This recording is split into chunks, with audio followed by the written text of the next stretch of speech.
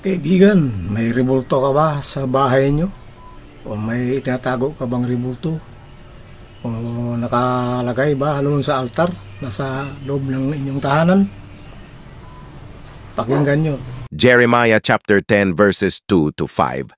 Ganito ang sabi ng Panginoon, huwag kayong matuto ng lakad ng mga bansa, at huwag kayong manganglupaypay sa mga tanda ng langit, sapagkat ang mga bansa ay nanganglulupaypay sa mga yaon, sapagkat ang mga kaugalian ng mga bayan ay walang kabuluhan, sapagkat may pumuputol ng punong kahoy sa gubat, na siyang gawa ng mga kamay ng manggagawa sa pamamagitan ng palakol. Kanilang ginagayakan ng pilak at ng ginto, kanilang ikinakapit ng mga pako at ng mga pamukpok upang huwag makilos, sila'y gaya ng puno ng palma na binilog at hindi nagsasalita.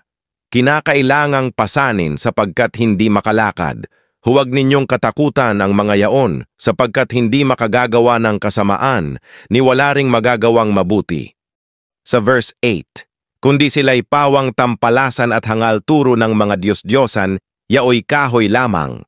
Verse 9 at 11, sa Jeremiah pa rin, may pilak na pinukpok na dinala rito mula sa Tarsis, at ginto mula sa Uphas, nagawa ng manggagawa at ng mga kamay ng panday.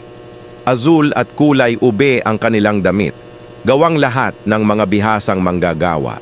Ganito ang inyong sasabihin sa kanila, ang mga Diyos na hindi gumawa ng langit at ng lupa, ang mga ito ang mga lilipol sa lupa at sa silong ng langit. Verses 14 at 15. Bawat tao ay naging tampalasan at walang kaalaman.